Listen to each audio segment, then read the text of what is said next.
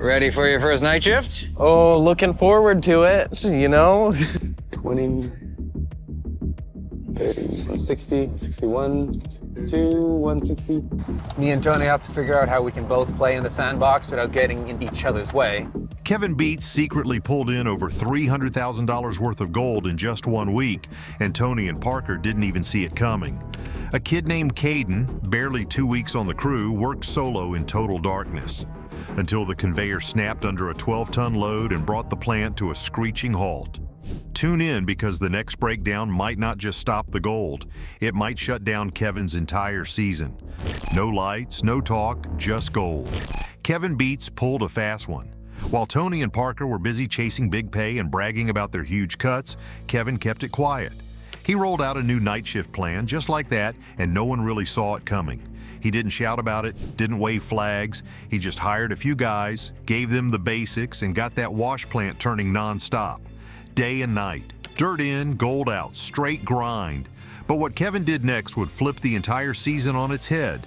First up for the late shift, a kid named Caden, barely on the crew for 2 weeks. But the guy had dirt in his blood and 5 years running wash plants already. He looked young, maybe too young for the job, but he knew machines. Kevin handed him the reins at night and told him, keep it running. No drama, just results. Caden stood out there under a dark sky alone, pushing pay dirt into the plant every 8 minutes like clockwork. That was the pace needed to keep it ripping through 150 yards of dirt every hour. Not much light, just the hum of engines and maybe some eyes glowing in the trees. Not for the faint of heart. He had to keep the water moving, check every conveyor, and keep things from jamming. A lot for one person. Things went smooth until the end of the shift. Then the conveyor died. The belt just stopped. Caden checked it out. The drive wheel spun, but the belt didn't budge. It was done. Snapped clean down the middle. A 12-ton load of dirt in the hopper crushed it. No fixing that on the fly. Caden had to shut it all down. Just like that, the gold flow stopped. Sun came up and the crew gathered. No one threw blame. Belt was already cracked before. It was old. Heavy loads made it worse, but it still meant someone had to move 12 tons of dirt by hand. The plant couldn't run until the hopper was empty. That dirt had to go. Day shift grabbed shovels. Not happy about it. That was hard work, the kind that burned your back and filled your boots with sweat. Heat came up fast. Tempers flared. Everyone wanted to point fingers, but Kevin kept it steady. He knew what it cost to run 24 hours a day. Sometimes gear gives out. The guys shoveled and cleared the jam, took hours, then came the fix. Belt got lined back up, clamps put in, no fancy parts. Just bush fix work to keep it alive. It worked, barely. But it worked. Caden came back for night shift again. He felt kind of guilty knowing others had to clean up the mess, but he didn't break the belt. It just broke. That's how it goes. Machines break, dirt piles up. The work never stops. Back in the dark, he kept that plant rolling again, feeding pay dirt every few minutes, watching gauges, listening for odd sounds, always checking his back. The gold count had to go up. They were aiming for 1,000 ounces before the season ended. Every hour mattered. The numbers told the story. The week before, barely pulled 30 ounces. Not even enough to cover fuel. But with night shifts running, things jumped. This time, over 120 ounces. That haul brought Kevin's season total to more than 1,500 ounces. No shouting, no big shows, just steady dirt and gold.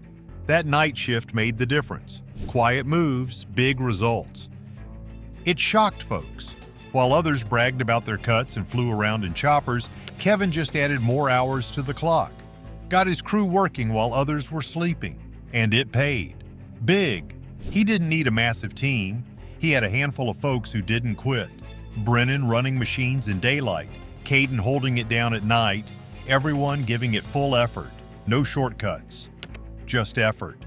And the gold kept piling up. That last cleanup, worth over $36,000. From dirt, from darkness, from sticking to a plan and not blinking when the gear broke. Each shift counted. Each hour on that plant meant another shot at more gold. Kevin kept the rhythm going. Day shift, night shift, rinse and repeat. Dirt kept moving. Water kept flowing. The gold came out of the ground and into jars.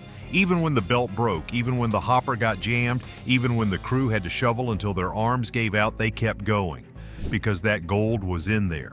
And the only way to get it was to dig and dig and dig. Kevin didn't wave his plan around. He didn't talk about outsmarting Tony or Parker. But they saw the numbers. They saw the bump. That quiet shift in the schedule turned into a nearly 100-ounce difference in 1 week. That plant was supposed to be done for a day. It was only down for 16 hours. Then it was back online, running through the night like nothing happened. The team bounced back fast. No one sulked. No one slowed down. They just fixed what was broken and kept at it. Caden watched those belts like a hawk now, listening, watching, smelling for signs of something going wrong. That first breakdown taught him fast. Out there in the dark, alone, the machines don't wait for you. You keep them moving or you fall behind. Up at Scribner Creek, that small crew kept turning pay dirt into gold. Not with big promises, not with huge crews, just with sweat and steady hours. While others counted on huge cuts and shiny toys, Kevin bet on time and grit. Every ounce came from that plant running hard. Every shovel full mattered. Every belt, every bolt, every pump. It all had to work or it all stopped. And they made it work. Kevin's play didn't look flashy, but that gold, it was real. Over 120 ounces from 1 week of nonstop grinding. And the total kept climbing. 1,500 ounces and counting. The plan was simple. Keep the plant running. All day, all night. Let others sleep. Let others talk. Kevin and his crew just worked. Parker was about to make a move that changed everything. Gold Run and the sulfur gamble. Parker just dropped a mountain of cash, we're talking $25 million, to take out the guy next door. His neighbor came knocking a few weeks back, wanting to offload his ground. Parker didn't flinch. He signed the papers, and just like that, now he owns the whole thing. Not just the dirt, but everything that came with it. Trucks, equipment, claims, the whole setup. No fence needed. No handshake deal. Just a pile of money and a bigger patch of ground. The deal gave him 3 miles of gold-bearing land at a spot called Gold Run. That stretch links up with his own ground, right there. That's a big chunk of potential. But he also grabbed another property about 10 miles away, called Sulphur Creek. That one already had a pit stripped and ready.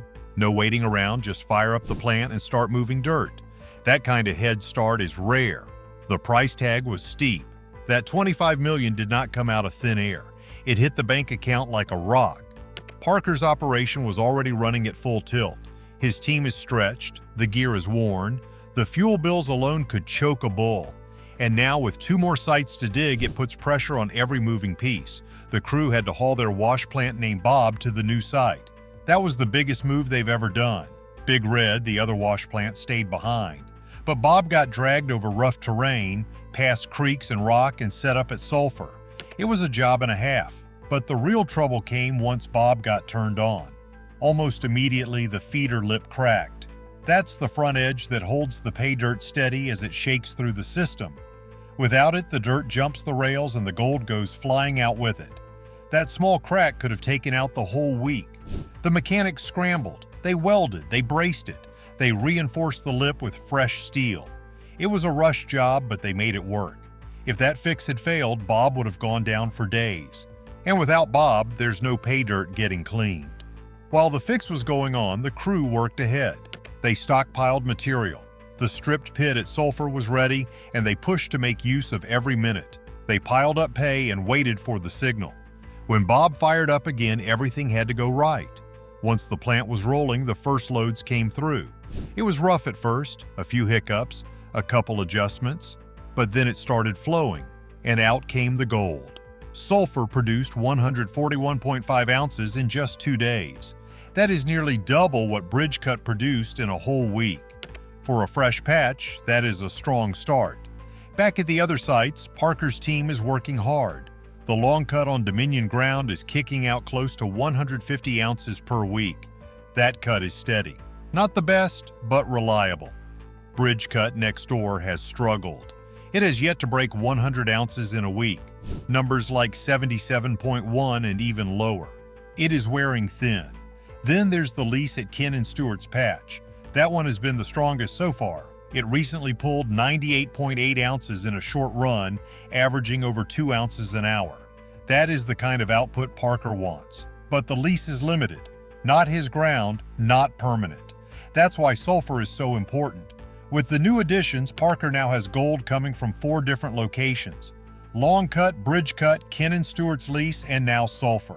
He's running machines and crews across all 4. Every truck is rolling, every operator is working long shifts, and every part of the operation depends on machines staying alive and the dirt holding gold. Altogether, Parker now controls nearly 10,000 acres of ground. That includes Dominion, Bridge Cut, Gold Run, Sulfur, and other scattered claims. It is a vast stretch of land, a full-on mining empire. But it is not just about size. Every cut needs work. Every wash plant needs fuel, grease, and constant repair. Back at Sulfur, the plant was running well again. The mechanics had reinforced the cracked lip with heavy-duty steel. They unbolted the old chute, lined up the new one, and bolted it tight. The fix held, and Bob was back in action. They ran through the night, they ran through the morning, pay dirt kept flowing, and the cleanup numbers came in strong. That first 2-day run gave them 141.5 ounces. A strong return, enough to lift some pressure off the crew, but the rest of the week had to follow through. Gold Run was prepped, but not yet running. Long Cut and Bridge Cut kept moving dirt. Ken and Stewart's lease continued to put up decent numbers. All eyes were on Sulfur now, hoping it would keep delivering. The machines were holding up, but just barely. The crew kept welding, tightening, and patching parts every night.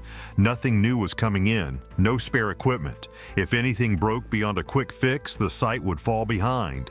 Parker did not bring in more crew either. The same crew now had to stretch across more ground, more plants, and more problems. On top of that, Parker's biggest plant moves meant his entire plan could fail if one link in the chain snapped. No replacement for Bob, no backup for Big Red. One broken part and the day would be gone. Despite that, the week kept rolling. They added up the gold from each site. Long Cut came in with 210 ounces. Bridge Cut came in weak again, pulling 77.1 ounces. Ken and Stewart's lease was solid with 98.8. Sulfur, with its fast start, pushed everything higher. When they totaled everything, the crew pulled 535.1 ounces. That is more than half the cost of the Sulfur property in 1 week of running. Just numbers, just gold. Parker had ground gold and gear moving nonstop. But Monica? She was still stuck waiting her turn. Monica's turn. Still not here. Monica finally got her shot at her own cut. Kind of. Everyone else already had their ground staked out. Mike was working the hill. Kevin had Scribner. Even cousin Mike was on plant duty way out at Indian River. But Monica? She was still waiting. The idea was this little chunk was going to be hers. The ground looked untouched, like nobody had ever even sniffed around it. Years back, Tony found a pocket there that the old miners missed. He had it drilled. The numbers looked real good, a solid patch of gold just sitting there like a fat piggy bank, never touched. But he never minded, not once, which meant it was still up for grabs. The plan was simple, kind of. Monica would take charge, use the old Moose Creek Trail, get a pump, fix the broken down stuff, start working the ground. It was her time to run the show. That was the idea, at least. The wash plant, a 35-ton beast, had been sitting for over 2 years. Mike was supposed to drag it out of its muddy grave and get it to the yard, but the thing was buried deep and half flat. Tires low, metal rusted, everything about it screamed, "Leave me alone." Still, they got it out, pulled it free, hauled it to the welders. Job done? Not really. The trail still needed fixing. The pump still had to be brought in. The crew had too many things to do and not enough people to do them. Next up, the pump. Nothing moves without water. Nothing drains without that pump. But the pump? Still nowhere to be seen. Just when Monica thought things were rolling, they weren't. Tony had other plans. Another cut nearby was showing signs of gold. Real gold. Like shiny stuff in the dirt gold. Layers of it, under the false bedrock. 5 to 10 feet thick. That cut looked way too juicy to walk away from. The team decided to push Monica's plan aside, delay her again, focus on what they could actually see was good, pull the pump, drain that hole, grab the payout. Then maybe they'd get back to Monica. It wasn't the first time, probably wouldn't be the last. She knew it. She didn't like it.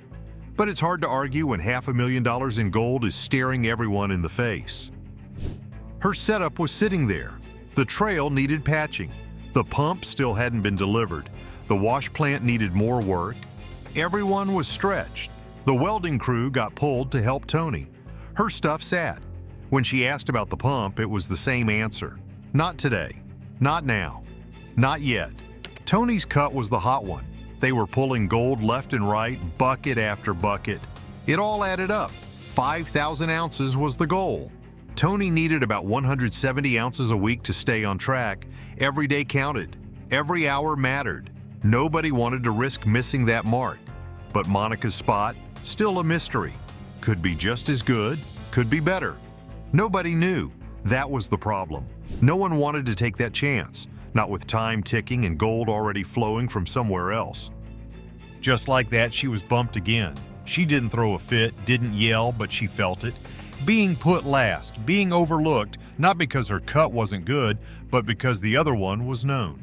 Her spot was a gamble. Gambles don't get first place. Not in this business. Tony ran the crew like that, focused on what worked, didn't hand out chances just because someone wanted them. If it cost money, it had to make money. That meant Monica waited. Again. The pump went in at the other cut. The gold kept rolling out, big chunks, pretty ones, the kind people dream about, the kind that makes plans change.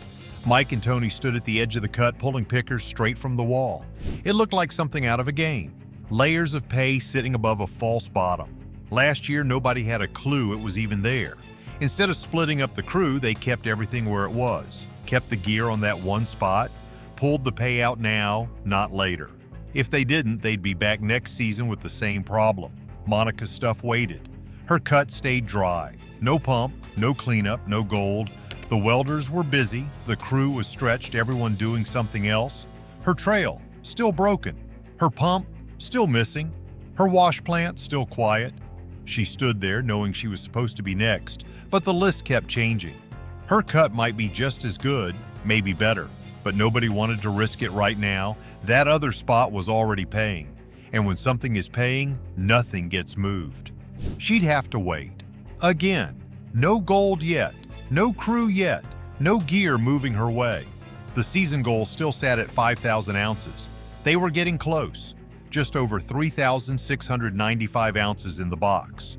Just about $400,000 to $500,000 sitting there in raw gold. While that happened, Monica stayed at the back of the line.